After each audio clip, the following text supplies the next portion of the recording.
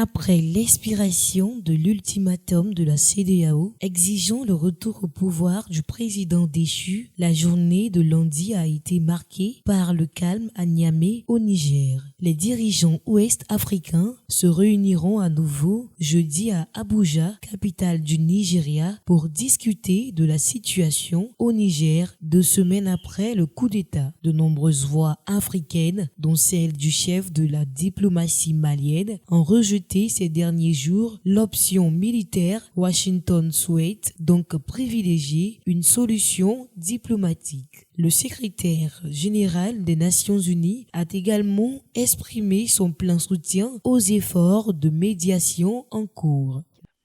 The window of opportunity is definitely still open. We are focused on finding a diplomatic solution. We're in close contact with ECOWAS leadership. Le Burkina Faso et le Mali, tous deux gouvernés par des militaires et confrontés à des violences djihadistes, ont souligné ces derniers jours que toute intervention militaire constituerait une déclaration de guerre à leurs pays respectifs. Au nom de nos plus hautes autorités, j'ai l'insigne honneur de donner une lecture du communiqué conjoint numéro 001 du Burkina Faso et de la République du Mali.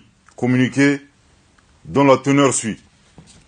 Les gouvernements de transition du Burkina Faso et du Mali ont appris par voie de presse les conclusions des sommets extraordinaires de la Communauté économique des États d'Afrique de l'Ouest, CEDEAO, et de l'Union économique et monétaire ouest-africaine, UEMOA, tenu le 30 juillet 2023 à Abuja sur la situation politique au Niger. Les gouvernements de transition du Burkina Faso et du Mali, 1. 4.